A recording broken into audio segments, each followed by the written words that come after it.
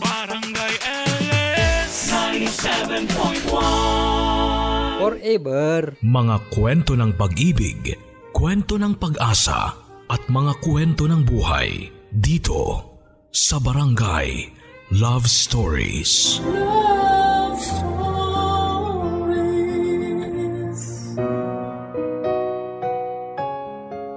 Isa na siguro sa mga pinakamagandang biyaya ng may kapal para sa mga kababaihan ay ang pagkakaroon ng kakayahang magluwal ng panibagong buhay sa mundo. Pero paano kung ang batang dadalhin mo ng 9 na buwan ay hindi naman pala para sa iyo kundi para sa ibang tao? Ikaw, kakayanin mo bang ipahiram ang iyong sinapupunan para sa batang hindi naman para sa iyo? Sa buhay, kapag may mga taong tingin natin ay nagiging pabigat na sa atin, ay kailangan na natin silang bitawan para makapagpatuloy tayo sa landas na ating tinatahak. Pero minsan kapag pinagtripan tayo ng kapalaran, ang taong ating pinakawalan ay muling bumabalik sa ating buhay. Anong gagawin mo kung ang taong matagal mo nang kinalimutan ay bigla na lang bumalik sa hindi inaasahang pagkakataon? Yan ang problema ngayon ng letter sender natin sa araw na ito na si Pearl. Sino ba ang taong kanyang pinakawalan? At ano ang naging parte nito sa kanyang buhay? Yan ang dapat nating alamin at kung bakit tinawag na hiram na ina ang ating letter sender sa mga kwento ng pag-ibig, buhay at pag-asa. Dito lamang sa nangungunang Barangay Love Stories. Dear Papa Dudut, bago ang lahat ay gusto ko lang muna kayong batiin ng isang magandang araw. Sana po ay nasa maayos na kalagayan pa rin tayong lahat, lalo na ngayon na patuloy pa rin tayong nasa ilalim ng pandemic. Tawagin niyo na lamang po akong Pearl, 35 years old at isang pediatrician dito po sa Bulacan. Ipinadala ko po sa inyo ang kwento ko para naman may bahagi ang kakaibang storya ng buhay ko na umikot sa aking nakaraan at sa parehong buhay ng aking kapatid at ng kanyang asawa. Magsisimula po tayo sa taong 1999, ang taon kung kailan kami unang nagkatagpo ng aking first love na si Michael. Third year high school ako noon at isang transferee, samantalang 4th year high school naman si Michael. Magkatabi lang noon ang advisory class namin ni Michael kaya naman halos araw-araw kaming nagkakasalubong noon sa hallway. Aaminin ko, Papa Dudut, na mabilis ako nagkaroon ng crush kay Michael. Siya kasi yung typical na school heartthrob. May itsura, malinis, maputi, cool at higit sa lahat ay matalino rin. Unang tingin ko pa lang sa kanya ay malalaman mo ng anak mayaman siya.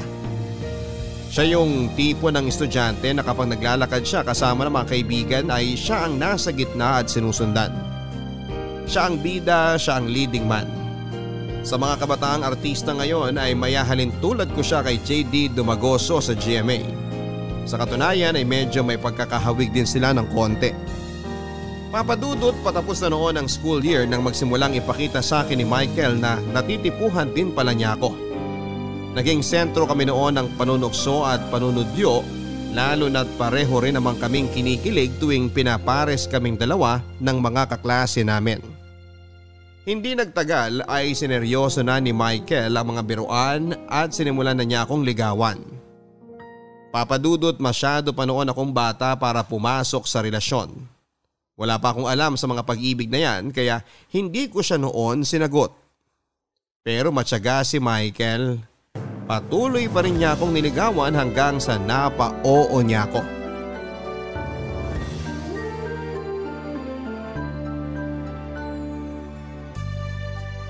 Pearl! Nandito ka pa pala? Di ka pa uwi? Oh, ikaw pala. Hindi pa. Kailangan pa namin maglinis ng gym para sa Friday Mass bukas eh. Ikaw, ba't di ka pa umuwi? Hinahanap kasi kita. Kanina pa nga ako naghihintay sa classroom niyo eh. Bakit naman? Anong kailangan mo sa akin? May sasabihin sana ako sa'yo. Ano? Next time na lang. Busy ka naman yata. Ano nga? Hindi pa sabihin nandito ka na nga lang eh. Tara na sa gym. Ihatid na kita. Ano nga yun? Sabihin mo na. Pasuspense naman to oh. Kanina mo pa ako hinahanap pero ngayong nahanap mo na ako tsaka ka uurong? Iba naman kasi kanina. Kanina parang andali lang sabihin na nasa isip ko. Pero ngayon nandito ka na at kaharap na kita, parang bigla akong kinabahan eh. Ano ba kasi yun? Ba't ka naman kakabahan sa akin? Alam mo ba kung bakit palagi tayong tinutuksong dalawa ng mga kaklase natin? Bakit nga ba? Nagsimula lang naman yung mga tuksuhan dahil sa sinabi mo raw na type mo ko eh. Tama naman sila eh. Totoo yung mga sinasabi nila. Totoong gusto kita.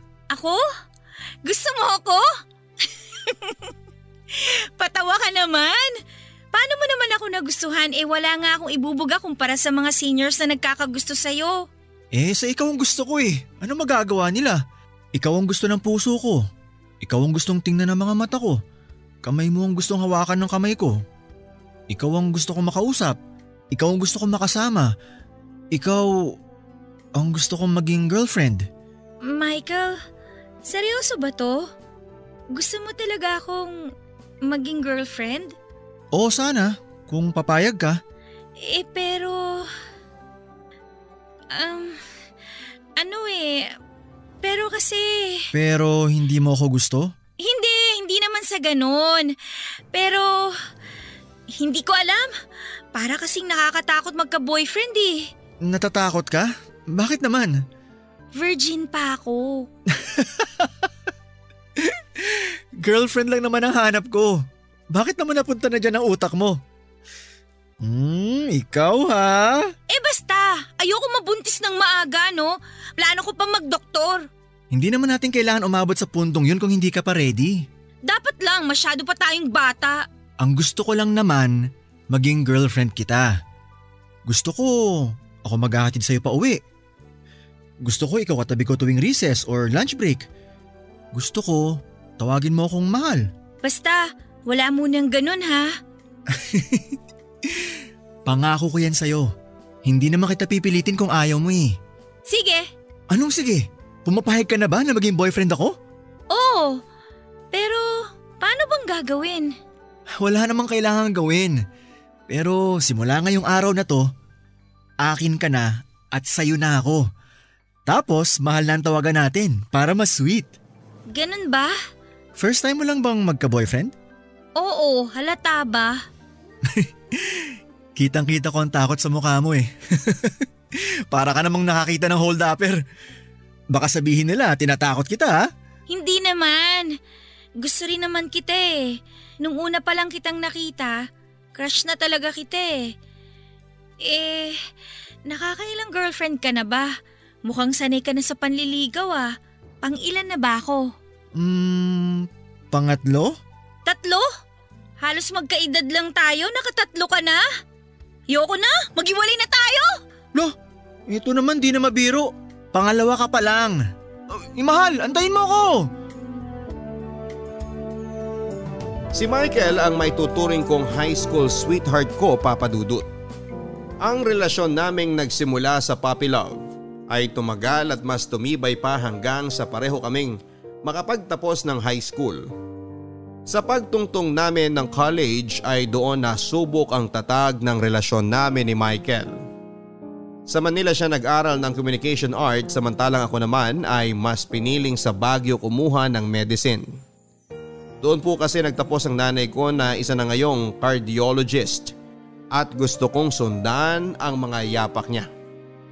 Sa pagpili pa lamang ng eskwelahan ay nagkaroon na kami ng kaunting tampuhan ni Michael. Gusto niya kasi na sa paaralan kung saan siya nag-aaral niya ako gustong mag-enroll para hindi na kami magkalayo pa. Ang problema nga lang ay bago pa man naging kami ay matagal ko na po talagang planong mag-aral sa Baguio.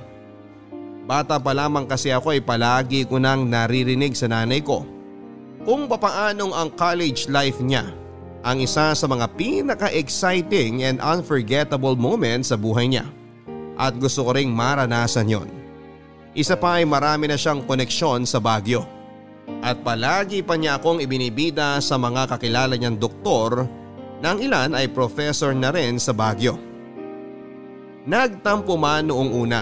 Sa huli ay pinayagan din naman ako ni Michael na sa Baguio mag-aral.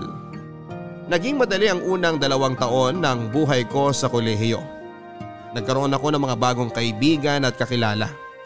Mabilis din ako nakapag-adjust kahit na mag-isa lamang akong nakatira sa Baguio. Samantala sa relasyon namin ni Michael, Papa Dudut, ay medyo nahirapan kami sa bagong setup namin. Malimit din kasi ako noong umuwi at halos once a month na lang kami noon kung magkita ni Michael. Hindi naman naglaon ay nasanay din kaming dalawa at agad namang kaming nakagawa ng paraan para maipagpatuloy ang relasyon namin. Kaso nga lang, Papa Dudut, ay hindi biro ang kinuha kong kurso. Kinain nito ang bawat oras at araw ko. Kinailangan nito ng buong atensyon at concentration ko na kapag hindi ko ito sineryoso ay talagang babagsak ako. Doon na po ako nagsimulang mawalan ng oras para kay Michael nang hindi sinasadya. Akala ko noon ay maintindihan niya ang sitwasyon ko.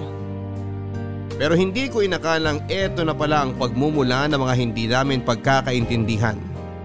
Nagsimula kaming magkaroon ng trust issues sa isa't isa. Nahirapan na kaming pagsabayin ang relasyon at pag-aaral namin sa puntong palagi na kami noong nag-aaway. Grabe, ang lamig pala dito sa Baguio, no? Ano ate, saan tayo mamamasyal mamaya? Gusto ko sanang pumunta sa strawberry farm. Sandali lang, hindi ko matawagan si Michael eh. Bakit? Nag-aaway na naman ba kayo? Nagtatampo na naman ang loko. Di ko daw kasi sinasagot yung tawag. Ba't kasi hindi mo sinagot? Busy nga ako kanina. Nakita mo naman, di ba? May problema na naman kami ng groupmates ko sa thesis namin. Napansin ko nga. Kulang na nga lang magsabunutan na kayo kanina kasi hindi kayo magkaintindihan. Dapat kasi in-explain mo kay Kuya Michael yung sitwasyon. Alam naman niya eh. Porke kasi nakagraduate na siya, akala niya wala na akong problema sa school. Pinagdaanan din naman niya mga pinagdadaanan ko ngayon kaya hindi ko maintindihan kung bakit hindi niya ako magets. Ano ba kasing gustong mangyari ni Kuya Michael at hindi mo siya mapagbigyan? Gusto kasi niya kapag tumawag siya, kailangan masagot ko kagad. Gusto niya kapag nag-message siya, may reply kagad. Pag nag-good morning siya, kailangan mag-good morning din ako kagad. Hindi niya alam na hindi pa ako natutulog sa dami ng school requirements. Di tawagan mo siya ngayon. Ngayon na wala kang ginagawa. Tinatawagan ko na nga, di ba? Ayaw nga sagutin, oh. Baka naman nagsiselos. Kasi may time kang mamasyal kasama ako tapos siya, hindi mo mabigyan ng oras. May mga oras naman ako na available ako tulad ngayon. Kaso nga lang, kapag nangangailangan siya ng atensyon, wrong timing. Mangangamusta kapag busy na ako, tatawag kapag tulog ako. Ano na lang yung gagawin ko, di ba? Siya na nga yung ang sarap-sarap ng buhay kasi graduate na siya tapos ako pa yung kailangan na mag-adjust. Ang harsh mo naman sa kanya. Buti nga sweet pa rin yung jowa mo sa'yo eh. Wala naman sa lugar yung pagiging sweet niya eh. Biruin mo ha, wala na nga kaming kain ng mga groupmates ko para lang makahabol sa deadlines tapos magtatanong siya kung kumain na ba ako. Para nakakainsulto, nakakagigil. Masyado ka kasing sensitive. Yung mga frustrations mo sa school kay Kuya Michael nababaling. Baka feeling kasi niya nababaliwala na siya. Hindi ko nakasalanan yun. Alam niyang priority ko ang pag-aaral ngayon. Mahaba-haba pang lalakbayin ko sa med school kaya kung ngayon pa lang, wala siyang pasensya. Aba, ewan ko kung magtatagal pa kami sa ganitong sitwasyon. Huwag mong sabihin gusto mo nang makipaghiwalay kay Kuya Michael. Actually, pumasok na sa isip ko yan. Kapag hindi siya nagbago, hihiwalayan ko talaga siya. Ate, 5 years na kayo. Makikipaghiwalay ka talaga sa kanya dahil lang makulit siya? Makulit siya kasi nga mahal ka niya. Hindi na healthy ang nasosobrahan sa pagmamahal. Yan talaga ang problema kapag maaga na in love eh. Bakit? Ano namang kinalaman yan sa problema namin? Siyempre, bata pa kayo nung naging kayo. Tapos after 5 years, nasa maturity stage na kayo. Nag-mature na yung isa, tapos yung isa naman napag-iwanan na. Mas mabilis kasing mag-mature ang mga babae, both physically and mentally. Kaya palaging hindi kayo magkasundo eh. Saan mo naman napulot yan? Magdudoktor ka tapos hindi mo alam yun? Ay, No wonder kaya ka pressured sa school. Hay nako, basta nagsawa na ako sa kaka-baby kay Michael. Ang dami ko nang problema dito tapos dumadagdag pa siya. I-message mo na lang tapos tawagan mo mamaya. Or ako na lang kakausap, gusto mo? Para makalabas na tayo, gutom na ako eh. Ayoko nang kumain ng instant noodles ha. Bakit kasi pumunta ka pa rito? Alam mo namang busy ako, isa ka pa eh. Eh sabi mo kailangan mo mag-unwind. Sakto long weekend sa school kaya napadpad ako dito. Oo, kailangan ko talagang huminga. Kung hindi ko gagawin yon, mababaliw ako. Mukhang tuyot ka na nga eh. Ayain mo na kasi dito si Kuya Michael para madiligan ka naman. Hoy, yung bunganga mo ha? Joke lang. So ano na? Lalabas ba tayo? O lalabas tayo?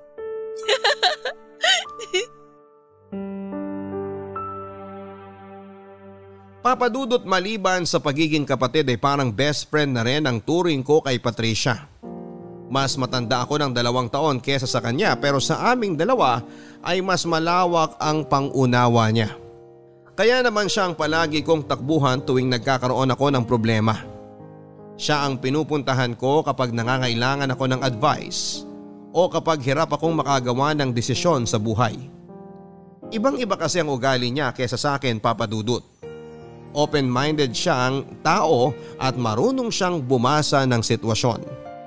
Matalas din ang bibig kapag alam niyang ako ang may pagkukulang o ako ang nagkasala. Walang preno ang bunganga niya kapag sinimulan na niya akong pangaralan kahit na ako ang ate niya. Sabi nga nila, age is just a number dahil kahit 20 anyos na ako noon ay mas mature pa kesa sa akin si Patricia kung mag-isip. Papadudot, pagtungtong ko ng senior year ay mas lalo pa akong naging busy sa pag-aaral. Ni hindi ko na noon magawang kumain sa dami ng mga requirements at reviews na kailangan kong gawin. 5 hours na nga lang din ang tulog ko noon kaya aaminin kong nahirapan akong isingit si Michael sa schedule ko.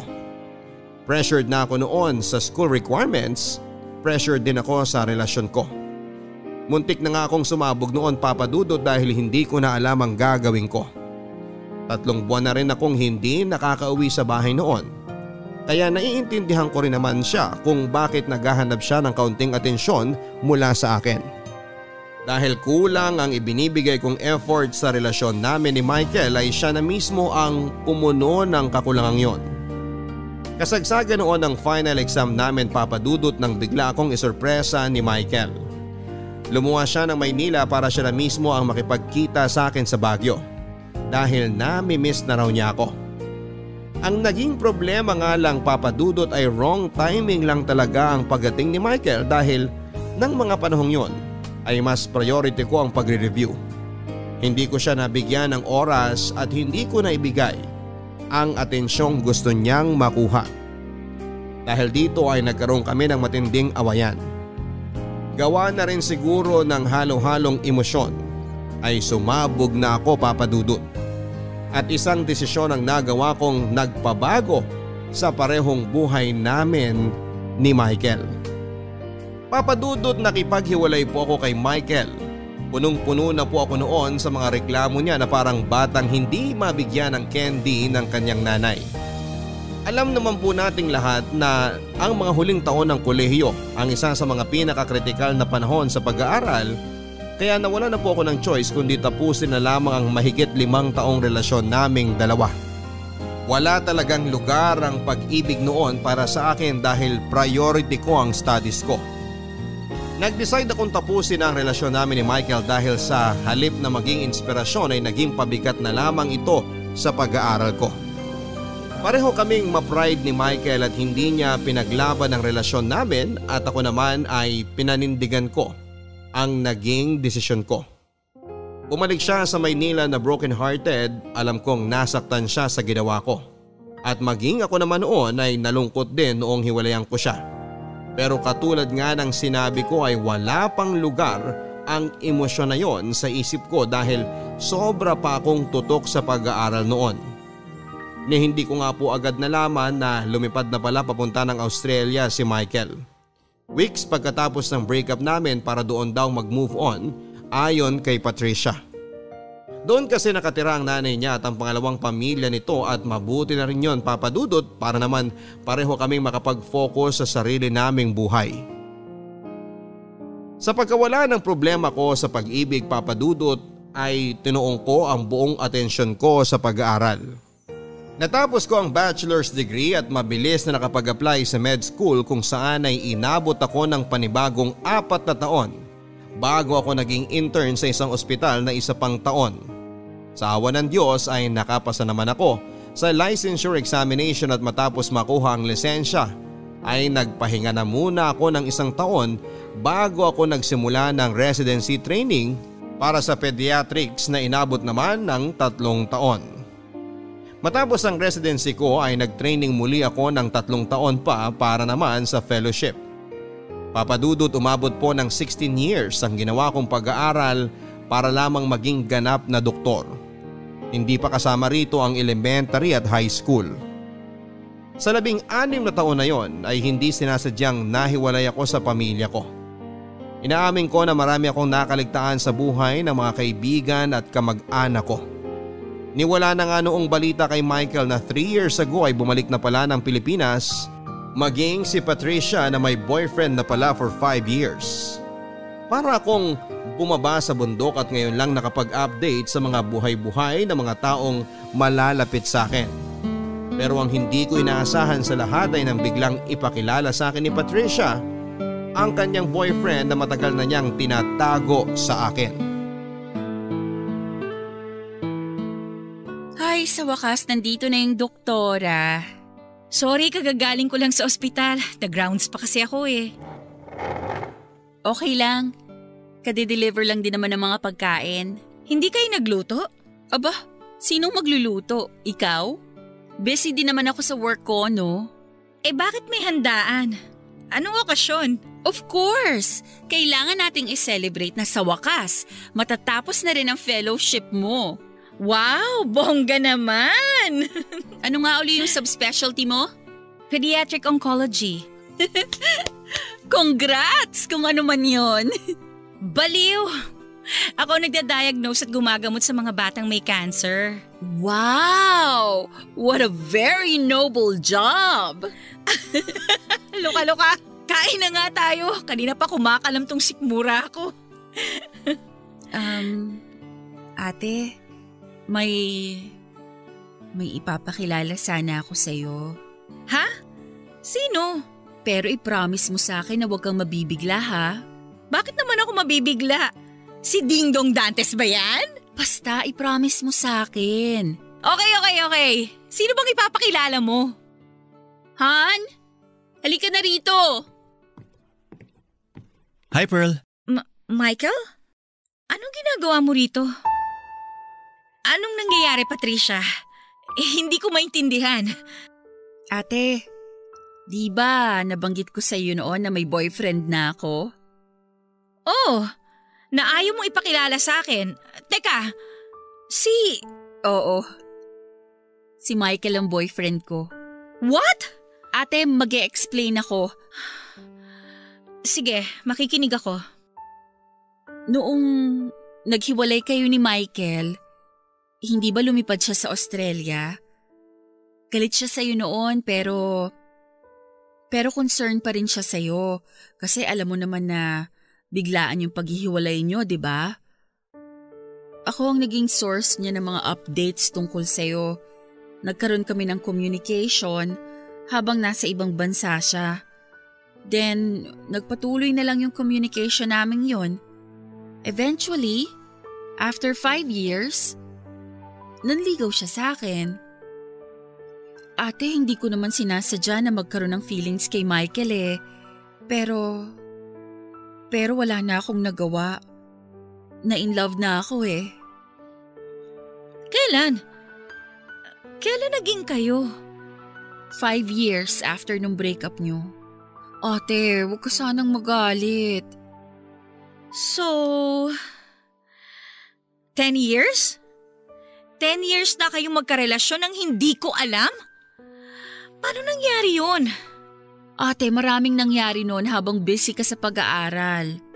Oo, sinagot ko si Michael, pero nagkahiwalay din kami after 3 years. Tapos last 2015, nagkabalikan ulit kami. Nagkahiwalay man kayo o nagkabalikan or whatever, my point is hindi ko alam. As in, wala akong idea. Bakit? Bakit mo itinago sa akin, Patricia? Natatakot ako sa pwedeng mangyari. Alam ko namang mahal mo pa si Michael pero hindi ko naman pwedeng diktahan ang puso ko. Mahal ko na talaga siya noon. Pearl, kung galit ka man, huwag ka magalit kay Patricia. Sa akin ka magalit. Ako nang ligaw sa kanya. No, hindi ako galit. Bakit naman ako magagalit? We broke up, right? So, kung sino man ang ligawan mo, kahit si Patricia pa yan, it's okay. Hindi ko naman hawak ang buhay mo Ate, sorry. Hindi ako galit dahil si Michael ang naging boyfriend mo. Nagtatampo lang ako na after all those years, hindi mo binanggit sa akin na siya palang boyfriend mo. Sorry. Ayoko kasing masaktan ka Tsaka sobrang busy ka pa nun sa med school. Sa licensure exam, ang dami mong problema nun kaya ayoko nang dumagdag pa. Ganun na ba ako kamanhid nun? Sa Facebook, hindi ba kayo nag-upload ng pictures niyong dalawa? Nag-upload pero nakalimit lang yung post ko So hindi mo rin makikita yung mga post ko na kasama si Michael. Si Mama, hindi man lang niya ako in-inform? Kinausap ko rin siya. Ganun ka katakot sa akin? Medyo. Grabe! Wala akong masabi Well, congratulations! Good luck sa relationship niyong dalawa. Okay lang ba sa'yo na… Okay na okay! Ano ba? Masaya ba kayong dalawa? Kung masaya kayo, edi wala nang problema.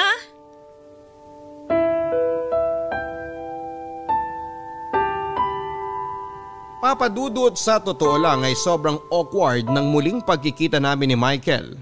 Hindi naging maganda ang paghihiwalay naming dalawa, kaya noong muli kaming nagkita ay hindi ko alam kung paano ko pa siya i-approach. Wala kaming naging closure. Ni hindi ko alam kung galit pa ba siya sa akin dahil sa nangyari o kung nakapag-move on na ba siya sa relasyon namin. Wala akong alam. Sobrang daming katanungan ang tumatakbo sa isipan ko noon ng mga panahong yon. Mas lumala pa ang sitwasyon noong malaman kong si Patricia na nga ang bago niyang girlfriend. Sa dami ng babaeng pwedeng ipalit sa akin bakit ang kapatid ko pa? At sa dami ng pwedeng i-boyfriend ng kapatid ko ay bakit ang ex ko pa? Pero katulad ng isang supportive na kapatid ay ipinakita ko sa dalawang suporta ko kahit na sa loob-loob ko ay medyo naapektuhan ako, Papadudot. Aminin kong naapektuhan talaga ako nang malaman ko na ang ex-boyfriend ko at ang kaisa-isa kong kapatid ay magkasintahan na pala ngayon. Ilang taon akong nawala ng komunikasyon kay Michael tapos malalaman kong si Patricia na pala ang kinakasama niya. Para po akong nakaramdam ng betrayal kahit na alam ko namang wala dapat akong karapatang makaramdam ng ganong klase ng emosyon. Dahil sa simula pa lang ay ako na ang tumapos sa relasyon naming dalawa ni Michael. Tuwing nagkakasama kaming tatlo ay napaka-awkward ng paligid, Papadudot. Alam ko sa sarili ko na may nararamdaman pa rin ako para kay Michael. Pilit ko lang yon tinatago noong kasagsagan ng pag-aaral ko. Pero ngayon na available na ang oras ko ay aaminin ko na medyo umaasa rin ako na baka may chance pa na kaming dalawa ni Michael ay magkabalikan. Yun nga lang ay hindi na niya ako nahintay pa. Para hindi na ako masyadong maapektuhan pa ay medyo dumistansya po ako sa kapatid ko. Hindi po talaga ako komportableng makita na sweet silang dalawa ni Michael na para bang walang namagitan sa amin ng boyfriend niya. Sa totoo nga niyan, Papadudot, ay medyo umasa pa ako noon na baka hindi rin sila magtatagal pero hindi ko inaasahan na nasa planning stage na pala sila ng pagpapakasal. Sorry na-traffic ako. It's okay. Kararating ko lang naman. Biglaan naman kasi yung tawag mo Bakit mo pala ako gustong makausap? Hihingi sana ako ng pabor sa'yo kung hindi ka busy. Ano bang klaseng pabor? Plano ko sanang sorpresahin si Patricia. Gusto ko na mag-propose sa kanya. Talaga? Oo. Matagal na rin kami magkarelasyon so I think oras na rin para mag-settle down. Tsaka hindi na tayo bumabata. Tama nga naman, pero anong kinalaman ko sa magiging proposal mo? Gusto ko sana magpatulong sa'yo. Plano ko mag-propose sa bahay nyo.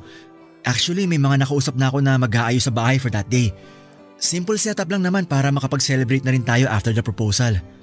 Ang gusto ko sana, samahan mo muna si Patricia that day. Para wag muna siyang umuwi habang nagpiprepare kami sa bahay nyo.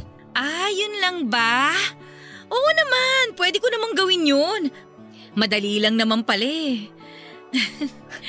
Maraming salamat Mukhang seryoso na talaga kayong dalawa. Mabait na girlfriend si Patricia. Mas nakilala ko nga ang sarili ko dahil sa kanya Marami ako natutunan sa buhay because of her. Sa dami ng mga babaeng nakilala ko, siya na ang pinaka-wife material. Talaga ba? I'm sorry. I didn't mean it that way. Actually, may point ka naman Alam ko marami ako naging pagkukulang nung tayo pang dalawa. And I totally understand kung marami kang nagustuhang quality sa kapatid ko kaysa sa akin. Actually, quality-wise, talagang napunta na lahat kay Patricia. I'm just the plain old boring sister. So naiintindihan kita. Pearl, magkaiba man. Pero pareho kayong may mga magandang qualities ni Patricia. Hindi mo na kailangang mag-explain. Hindi mo na ako kailangang bigyan ng mga sugar-coated remarks. Basta ang akin lang, masaya ang kapatid ko, so masaya na rin ako. Basta ba, ipangako mo sa akin na hindi mo sasaktan si Patricia? Of course! Hindi ko gagawin yan. Alam mo yan, Pearl, kasi ikaw never kitang sinaktan. Right. Ako yung bumasag sa puso mo Nagalit ka ba sa ginawa ko? Aaminin ko, nagalit ako. Nasaktan ako sa nangyari. Pumunta ako sa Australia dahil sa nangyari. Alam mo namang ayokong pumunta ron. Kahit na gustong gusto na akong kunin ni Mama.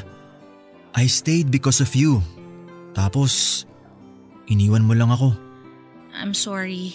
Pero, worth it naman, di ba? Tingnan mo, doktora ka na. Nakuha mo na sa wakas yung matagal mo ng pangarap. Nakuha ko nga, pero marami rin naman ako isinakripisyo. Bakit? Nagsisisi ka ba sa nangyari? Ako? Hindi ko alam. Masyadong mabigat yung term na nagsisisi Nangihinayang siguro, pwede pa. Mahal mo pa ba ako, Pearl? Kailangan ko bang sagutin yan? Sorry, hindi na pala dapat tinatanong yun. Tinawagan mo ako dito para humingi ng pabor para tulungan kitang mag-propose sa kapatid ko. Huwag mo nang tanungin kung mahal pa ba kita, Michael, ano ba? Hindi na importante ang magiging sagot ko doon.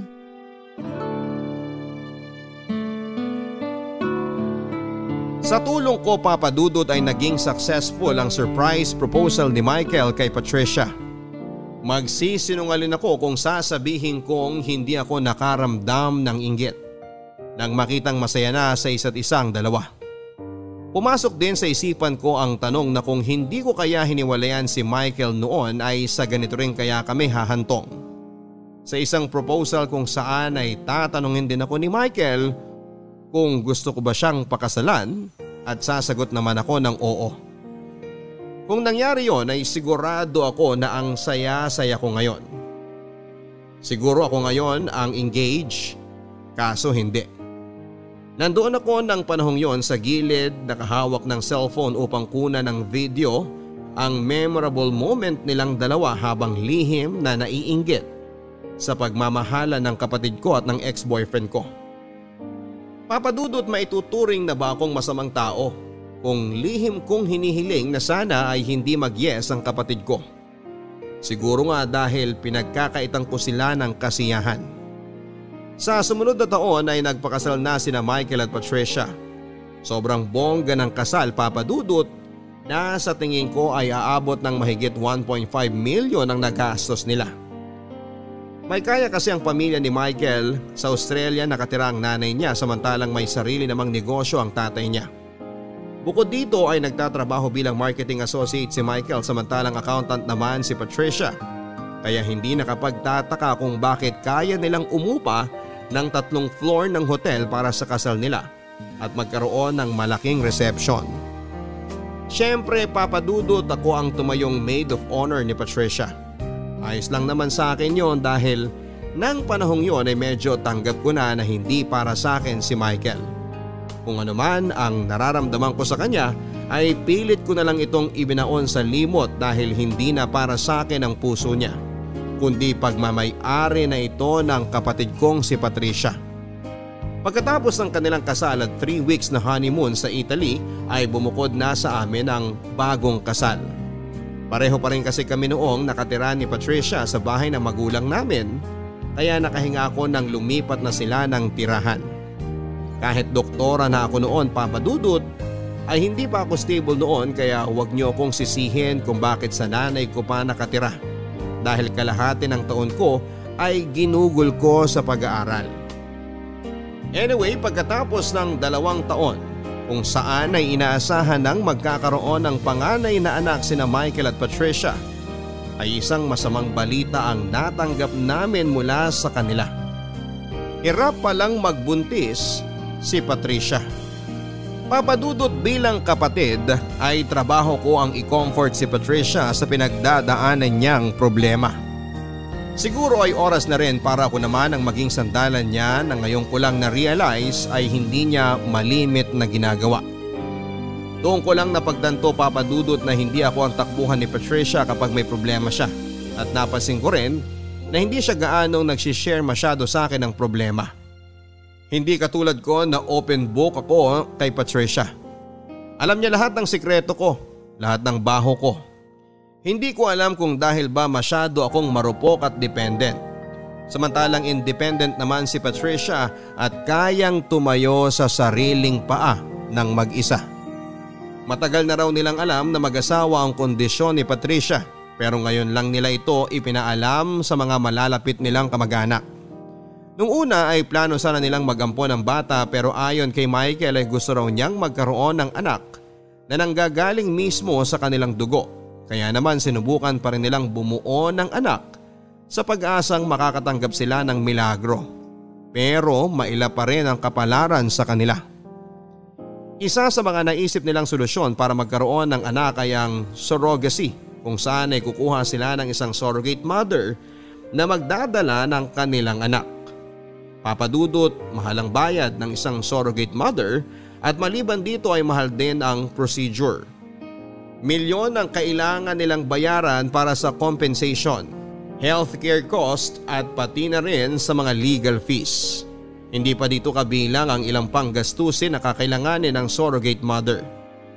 Ang napagkasunduan nila Michael at Patricia para makatipid sa gastusin ay ang gawin akong surrogate mother.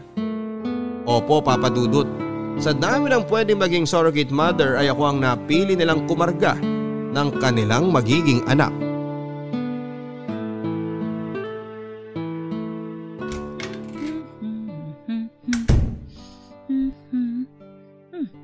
Patricia? Anong ginagawa niyo rito ni Michael? May problema ba? Hinihintay namin kayo ni Mama. May gusto sana kaming sabihin. I think nasa klinik pa si Mama eh. Mamaya pa uwi yun. May nangyari ba? May bad news kami ni Michael eh. Ano nangyari? Kanina pa ba kayo rito? Bakit hindi niyo ako tinawagan? Hinintay ka na namin. Hindi naman kami nagmamadali. Michael, ikaw na ba magsasabi? Bakit? Ano ba yun? Kinakabahan naman ako sa inyo. Paano ko ba sasabihin to? Last year kasi, nalaman namin sa OB ni Patricia na wala raw siyang kakayanang magbuntis. What? Bakit? Paano niyo nalaman na hindi na niya kayang magbuntis? Nagkaroon ako ng miscarriage last year. Masyado raw maliit yung uterus ko para magdala ng baby. Oh my, Patricia! Bakit hindi mo kaagad sinabi sa akin? Hanggang ngayon ba ayaw mo pa rin mag-open up sa akin? Hindi naman sa ganun, pero umaasa kasi kami ni Michael na baka magkaroon kami ng swerte. Malay namin, bigla na lang kaming mabiyayaan ng miracle baby. Kaso nga lang hanggang ngayon hindi pa rin kami pinapalad. I'm so sorry. Tanggap ko naman na. Actually, tanggap na namin ni Michael yung kalagayan ko. Tsaka in this day and age naman, marami ng medical procedures na pwede maging option para makabuo pa rin kami ng baby. Oo, tama yan. In vitro fertilization, successful yan. Kailangan nyo lang maghanap ng surrogate mom. Actually, naisip na rin namin yan. Kaso nga lang, masyadong mahal ang surrogacy eh. Alam mo naman, binabawi pa lang namin yung mga nagastos namin sa kasal. Oo anong plano nyo ngayon? Michael, pwede bang maiwan mo muna kami saglit? Gusto ko lang makausap si ate ng mag-isa. Okay, sige. Labas na muna ako. Ate, sobrang tagal naming pinag-isipan to ni Michael. Matagal na talaga naming gustong magkaanak. At ito na lang talaga ang naisip naming solusyon. Sana matulungan mo kami sa problema namin. Ano bang may tutulong ko? Sabihin mo na lang sa akin. Gagawin ko lahat para makatulong lang ako. Gusto sana namin na ikaw ang maging surrogate mother na magiging anak namin. Ako? Wait lang ha. Tama ba yung narinig ko? Ako ang gagawin yung surrogate? Sana. Ate, doktor ka. Alam na alam mo kung gaano kamahal ang surrogacy. Kaya napag-usapan namin ni Michael na malaki ang maitutulong mo sa magagastos namin kapag ikaw ang tatay yung surrogate mother ng baby namin. Kapag pumayag ka, hindi na namin kailangang umupa ng surrogate mother. Sandali lang Patricia ha, kasi masyadong masyadong malaki tong hinihingi ninyong pabor sa akin eh. Alam kong mahirap para sa'yo tong hinihingi naming pabor. Pero sana naman ate, mapagbigyan mo kami. Mahirap talaga, mahirap Patricia. Hindi pa ako handang magkaroon ng baby sa loob ng tiyan ko. Sige na ate, para sa akin naman to eh.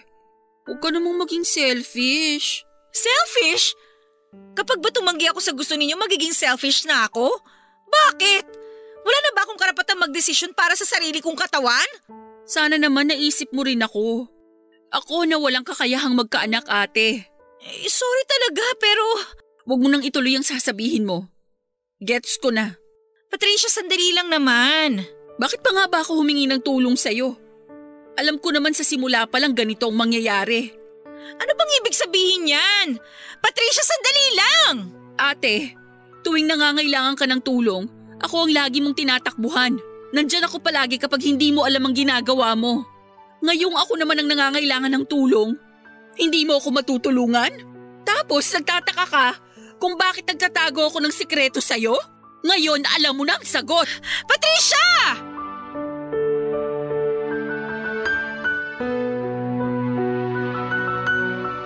Papa Dudut, hindi naman po ako against sa plano nila Michael at Patricia na maghanap ng surrogate mother para mabigyan sila ng anak. Pero hindi naman din po ako papayag na ako ang maging surrogate mother nila. Masakit na nga po sa akin na sa kapatid ko napunta ang lalaking minamahal ko. Ako pang tumayo nilang maid of honor tapos gusto pa nila ako ngayon na ako ang magdadala ng magiging anak nila. Tumanggi po ako Papa Dudut sa hinihiling na pabor sa akin ni Patricia. Never pang pumasok sa isipan ko ang maging isang ina. Not to mention ang mga anak ng hindi naman magiging akin. Hindi basta-basta ang hinihiling sa akin nila Michael at Patricia. Nangangailangan ito ng matinding paghahanda mentally, physically at maging emotionally kaya hindi po ako pumayag. Dahil sa ginawa kong pagtanggi Papa Dudut ay ako ang lumalabas na masama hindi lang sa mga mata nila Patricia kundi maging sa mga kamag-anak ko.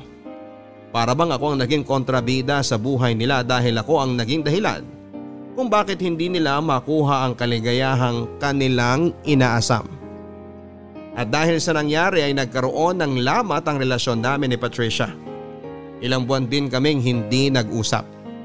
Sa bawat paglapit ko sa kanya ay lumalayo siya. Wala naman akong karapatang magreklamo dahil ang lahat ng simpatya ay na kay Patricia. Pakaramdam ko noon ng mga panahong yon ay tila ba wala akong kakampi. Ni hindi ko mailabas ang hinanakit ko. Hindi ko maintindihan kung bakit parang hindi nila makuha ang punto ko. Ni hindi man lang nila maintindihan ang nararamdaman ko. Sa puntong yon, Papa Dudut, ay pinagsawalang bahala ko na lamang ang emosyon ko. At sa huli pumayag na lamang akong maging surrogate mother ng magiging anak nila Patricia at ni Michael.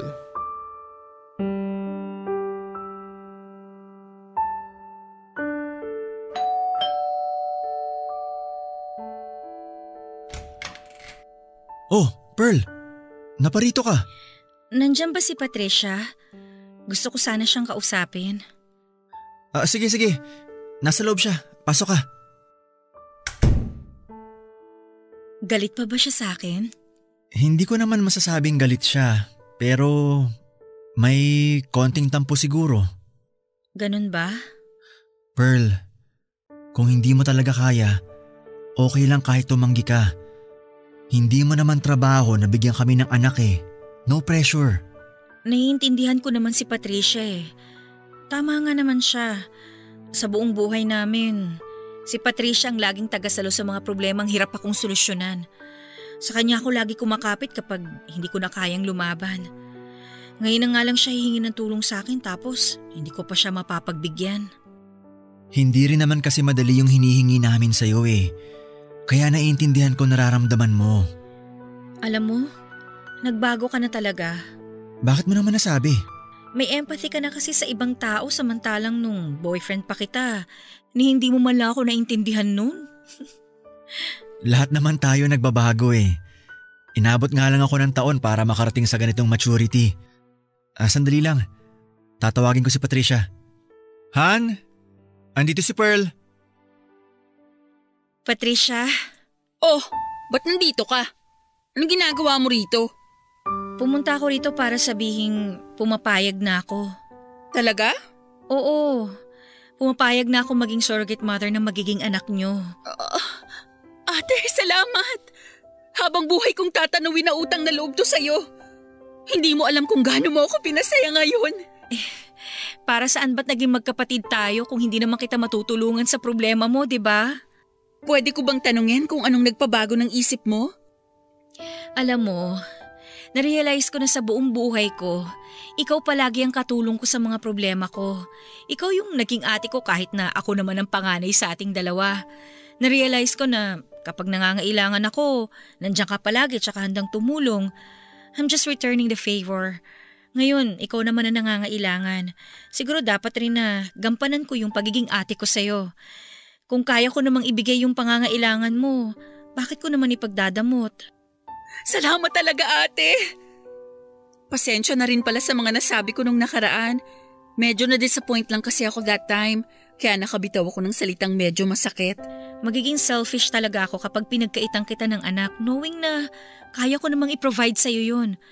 Natagalan nga lang ako magdesisyon kasi kinailangan ko pa talagang pag-isipan to ng maraming beses.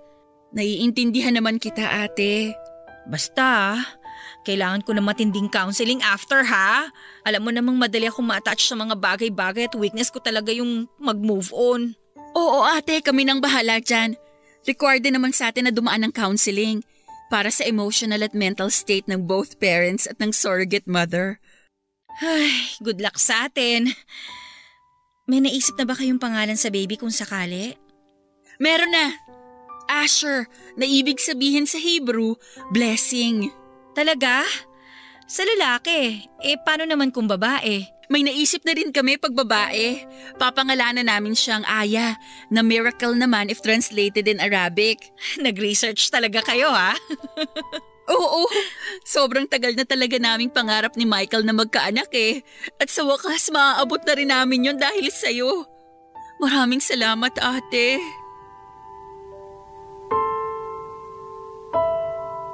Papa Dudut, gestational carrier po ang naging tawag sa akin. Hindi po traditional surrogacy ang nangyari sa akin dahil manggagaling sa ibang tao ang cells na bubuo ng bata. Ako lang po ang magdadala nito. Ang egg cell ni Patricia at sperm cell ni Michael ay sumailalim muna sa vitro infertilization para makabuo ng embryo na siya namang ipapasok sa sinapupunan ko para ako magdala sa baby ng 9 na buwan at magluwal nito. Inabot ng 10 weeks bago nagkaroon ng heartbeat ng bata hanggang sa naging matagumpay na nga ang surrogacy. Papa Dudut, hindi ko noon lubos maisip na nabuntis ako at hindi sa akin ang bata. Sa matagumpay na pagbubuntis ko, Papa Dudut, ay sobra-sobrang pag-aalaga ang ginawa sa akin ni na Michael at Patricia. Halos araw-araw pa sila noon kung dumalaw sa bahay upang mabantayan ang kalagayan ko. Para akong pasyente na oras-oras ay hinihinga ng update. Dahil doon ay naging malapit muli ang loob namin ni Patricia na siyang pinagpapasalamat ko. Ang hindi ko po inaasahan ay ganoon din pala ang mangyayari kay Michael at naging malapit din siya sa akin. Sa katunayan nga, Papa Dudut, ay mas hands-on pa siya kumpara kay Patricia. Kung noon ay palagi kong iniiwasan si Michael at ganoon din siya na hindi gaano akong pinapansin. Ngayon ay hinahayaan ko na lang siya na lapitan ako dahil dala ko na ang anak niya. Yun nga lang ay napansin kong mas sa akin na napupunta ang buong atensyon ni Michael kumpara sa asawa niyang si Patricia. Sa pagiging close naming dalawa ni Michael ay hindi sinasadyang muling nabuhay ang pagtingin ko sa kanya. Para bang bumalik ang kahapon? Ang kahapon kung saan ay ako pa ang babae noon sa buhay niya. Papa Dudut, madali lang irason na dahil sa bata kung bakit bigla na lang napalapit sa akin si Michael. Ibang klase na kasi ang pag-aalaga ang ginagawa niya sa akin na para ba akong asawa niya. Si Michael ang sumasama at naghahatid sa akin sa mga check-up ko dahil busy si Patricia sa trabaho. Si Michael din ang nagpo-provide ng mga pangangailangan ko tulad ng vitamins at pagkain. Noong nag-crave nga ako ng strawberry ay kung saan-saan siya naghanap para lamang maibigay sa akin nito kahit na hindi naman strawberry season noon. Ipinagluluto rin niya ako ng mga ulam para raw hindi puro fast food ang kinakain ko dahil baka makasama yon para sa baby. Bago pumasok sa kanyang trabaho ay dinadaanan pa niya ako para ipagluto ako ng breakfast at samahan sa paglalakad-lakad. Nang mga panahong yon, Papa Dudut, ay nakaramdam na ako na parabang ako na ang asawa ni Michael at hindi si Patricia. Aaminin ko na nagustuhan ko ang isiping yon. Hindi ko alam kung dahil ba sa hormonal changes, pero ang mga itinago kong emosyon para kay Michael ay bigla na lang nabuhay. Ang mga naramdaman ko para sa kanya noon ay bigla na lang lumutang na parabang kailan lang noong dalawa pa kami ang nagkakasama. Bigla kong na-miss ang pagiging sweet niya sa akin, ang pagiging maalaga niya at pagiging gentleman. Sa pagkakataong yon, Papa Dudut, ay doon ko pinagsisihan na pinakawalan ko ang isang tulad ni Michael. Hindi ko inakala na sobrang laki ng pinagbago niya. Mature na siya at hindi tulad noon na parabang batang excited na makakuha ng atensyon. Ngayon ay ako naman ang parang batang umaasa na sana kami na lang muli. Na sana ibalikan na lang niya ako. Kahit na alam kong hindi na mangyayari yon. Papa Dudut, maniwala kayo sa akin. Sinubukan kong pigilan ang nararamdaman ko kay Michael. Pinilit kong itinago ang nararamdaman ko sa kanya. Pero paano ko magagawa yon kung araw-araw ko siyang nakikita? Kung bawat oras ay nakakatanggap ako ng text message sa kanya para tanungin kung maayos ba ang sitwasyon ko o kung kailangan ko ng tulong. Papa Dudut, nang mapansin kong masyado nang lumalala ang nararamdaman ko kay Michael ay ako na mismo ang kumausap sa kanya. Kahit papaano ay ayoko rin namang makagawa pa kaming dalawa ng kasalanan at masaktan ang kapatid ko nang hindi sinasadya.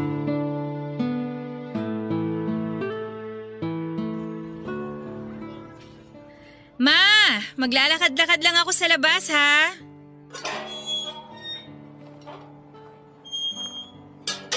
Pearl! Good morning! Michael? Ano ginagawa mo rito? Ang aga pa. Nag-grocery ako kahapon eh. Naparami ako ng bili ng prutas. Naisip ko na idaan na lang sa itong iba bago ako pumasok sa trabaho. Nagabala ka pa? Hindi mo na kailangan gawin to. Kaya ko naman ng sarili ko eh. Siyempre, ginagawan mo kami ng pabor eh. Dapat lang na alagaan ka namin. Michael, doktor ako. Alam ko na ang ginagawa ko. Medyo obsessed ka na yata sa pagbabantay sa akin Kahit na. First time mo lang magbuntis. Kaya alam kong first time mo lang din na-experience ang lahat ng yan ngayon. Hindi porket alam mo na sa libro alam mo na rin sa totoong buhay. Iba pa rin yung mga natututunan natin based on experience. Ay, teka, saan ka pala pupunta? May lakad ka ba? Maglalakad-lakad lang sana ako ngayong hindi pa masyadong mataas yung araw. Exercise na rin, baka mamaya bigla akong isisaryan Kaya pala kahit buntis ka na, ang ganda pa rin ng hubog ng katawan mo. Mas lalo kang gumaganda Sus, binola mo pa ako. Nako, 4 na buwan na lang, ipapanganak mo na si Baby Asher. Excited na kami ni Patricia. Ako rin naman excited na. Hindi ka ba natatakot o kinakabahan? Syempre may konting kaba. Di naman birong mga anak no. Sabi nga nila ang mga nanay daw, nasa hukay ang isang paa tuwing manganganak. Kaya nga ginagawa ko lahat para maging healthy si baby tsaka maging successful yung delivery ko Gusto mo bang samahan kitang maglakad? Akala ko ba papunta ka na sa trabaho? Maaga pa naman Wala pang tao sa opisina ngayon. O sige, para may kausap din ako. May gusto rin sana akong sabihin sa'yo Ano yun? Napapansin ko kasi na sobra-sobra na yung binibigay mong atensyon sa akin. Mas marami pa yatang oras ang naibibigay mo sa akin kumpara sa asawa mo Natural lang yun. Kasi 'di ba, promise nga namin ni Patricia na kami na ang bahala sa'yo. Pero hindi na normal ang nangyayari. Kung ituring mo ko, parang ako na ang asawa mo Kailan ba naging normal ang sitwasyon natin? Dala-dala mo ang anak ng kapatid mo. Doon pa lang, hindi na normal ang nangyayari sa atin. Ang akin lang naman, sana wag mong hatiin ang atensyon mo kay Patricia para lang sa akin. Maiintindihan naman niya siguro yun. Pero ako hindi. As much as possible, ayoko sana magkaroon ng emotional attachment sa kung ano man ang nangyayari sa atin ngayon. Paano pag nasanay na akong palagi ka nandyan sa tabi ko? Anong gagawin ko kapag wala na sa akin si baby? Nakukuha mo ba yung punto ko, Michael? Pearl, lahat ng ginagawa ko sa'yo ay para sa bata. Hindi ako naniniwala Anong ibig sabihin ng mga damit na binibili mo sa akin? Siyempre, lumalaki ang tiyan mo. Kailangan mo ng maternity dress. Kaya kong bumili ng sarili kong maternity dress. Yung bracelet na inregalo mo sa akin. Pasasalamat ko sa iyo yun dahil sa ginagawa mo para sa aming mag-asawa. Ibinigay mo yun sa araw ng dating anniversary natin. Akala mo hindi ko alam? Ano bang gusto mong sabihin ko? Gusto kong malaman kung bakit mo ginagawa sa akin to. Gusto kita. Gusto pa rin kita hanggang ngayon, Pearl. Michael, pamilyado ka ng tao. Pinipigilan ko naman Ginagawa ko naman ang lahat para itago nararamdaman ko pero hindi ko na kayang baliwalain pa to. Michael, please. Huwag mo naman gawin sa akin to. Mahal mo pa rin ako, di ba? Alam kong may pagmamahal ka pa rin sa akin hanggang ngayon dahil nararamdaman ko yun. Gusto ko na umuwi. May iwan na kita rito Pearl!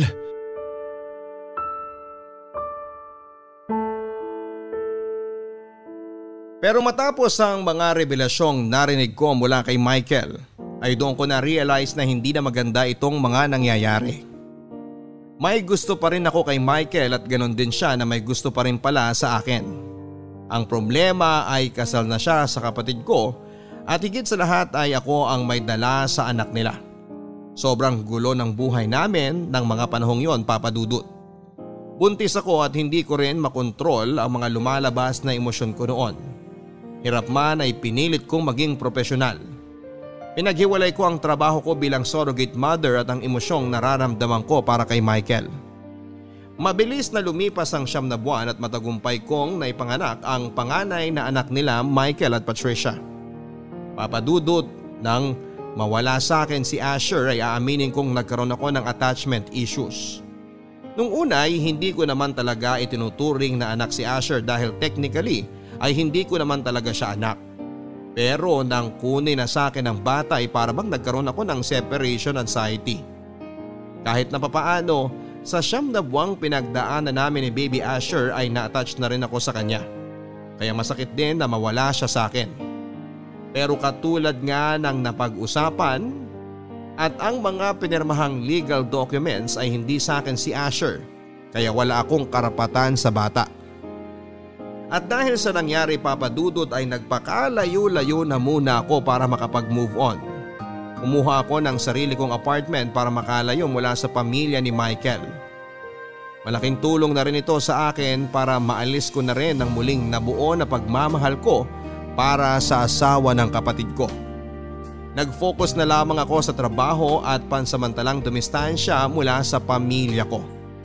Ang kaso Papa Dudut ay ang tukso mismo ang lumalapit sa akin.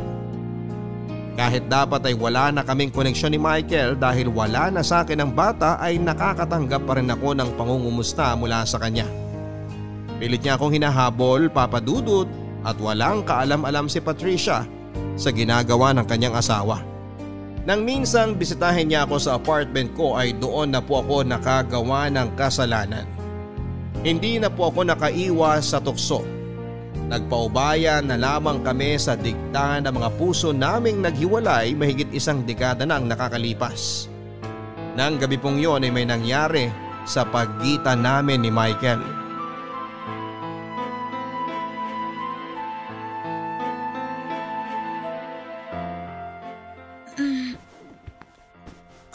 Anong oras na ba? Michael! Michael, gumising ka na dyan! Anong oras na? 7:00 na! Naku, late na ako sa trabaho. Michael, kailangan nating mag-usap. Mamaya na lang tayo mag-usap. Late na talaga ako. Patayo kay boss nito. Tinawagan ako ni Patricia kanina. Anong sinabi? Binanggit mo ba na magkasama tayo?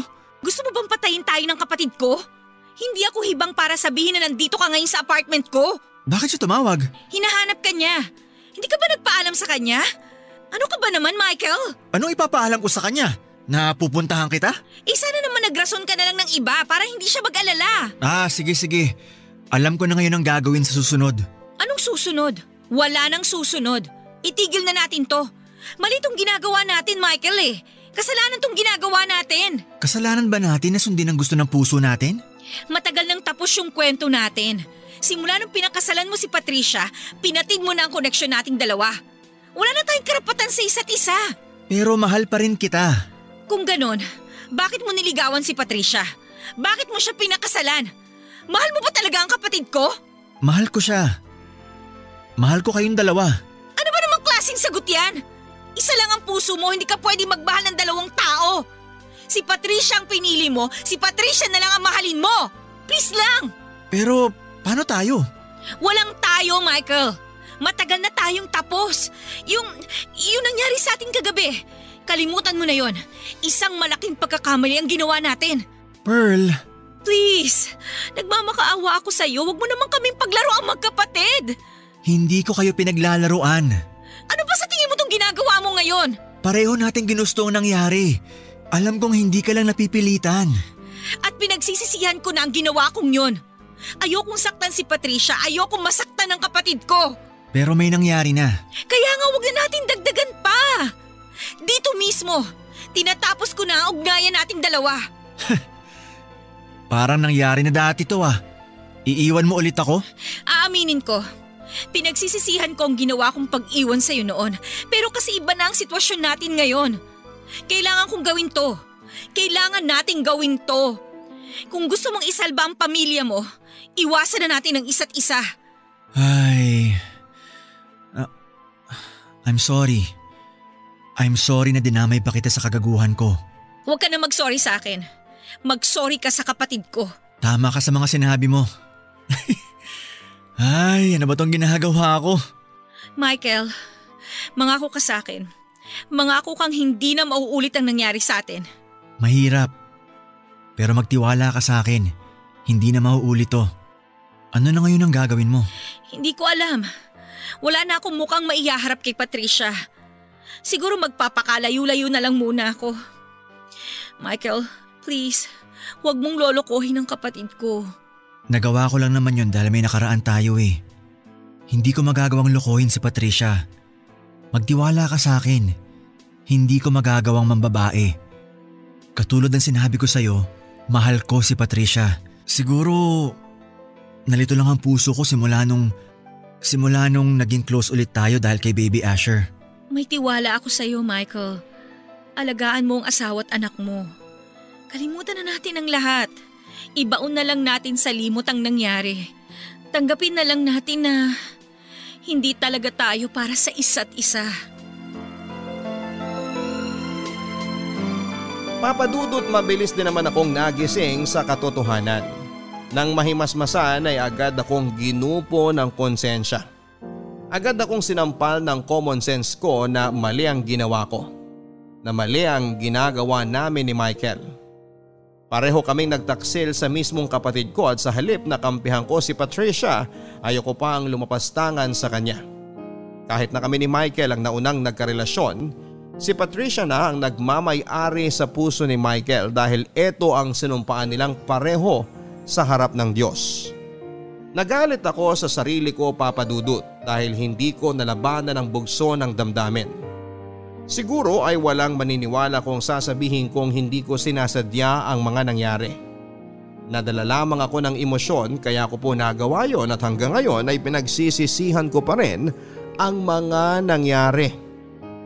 Bago pa man kami maghiwalay ni Michael ay kinausap ko na siya ng masinsinan.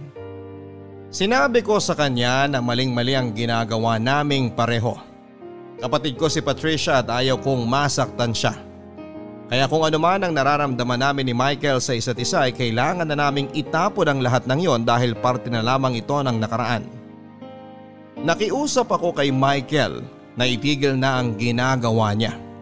Nakiusap ako na huwag na niyang lolokohin si Patricia lalo na't may anak na sila. Papadudot na ngako kami ni Michael sa isa't isa na hanggang doon na lamang kami. Doon mismo ay sinara na namin ang pintuan ng bawat isa. Nang sa gayon ay hindi na madagdagan pa ang kasalanang nagawa namin. Sa mga sumunod na buwan ay pinasok na ng COVID-19 ang Pilipinas dahilan para magkaroon ng total lockdown sa buong bansa. Malaki ang naitulong nito, Papadudot, para makalayo ako kay Michael.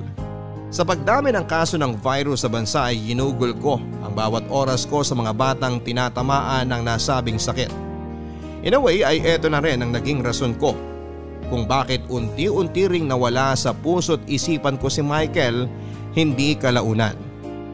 Sa ngayon, Papadudot, ay kontento na ako sa buhay ko. Mahirap ang pinagdadaanan natin sa kasalukuyan pero masaya ako na nakakatulong ako sa mga batang nangangailangan ng atensyon. Malaki ang pasasalamat ko sa Panginoon na lahat ng naging COVID patients ko ay nakasurvive naman sa naturang sakit. Wala na akong balita pa kay Michael dahil hindi ko na pinapansin ang bawat messages niya na dumarating sa akin. Paminsan-minsan ay nakikibalita naman ako kay Patricia kung kumusta na si Asher.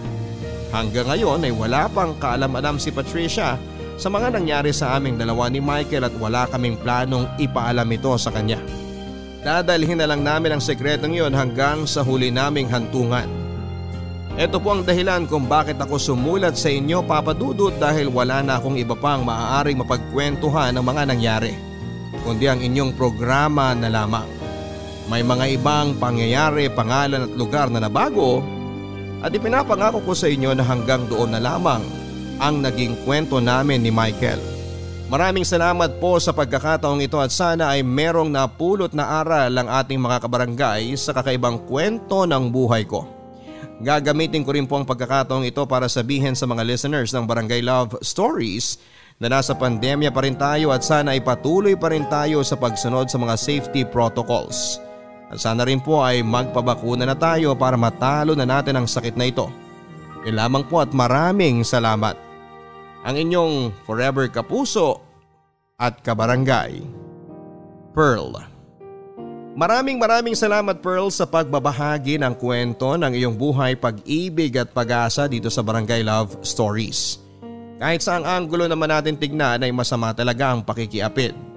Yan ang ika-6 na utos ng Diyos.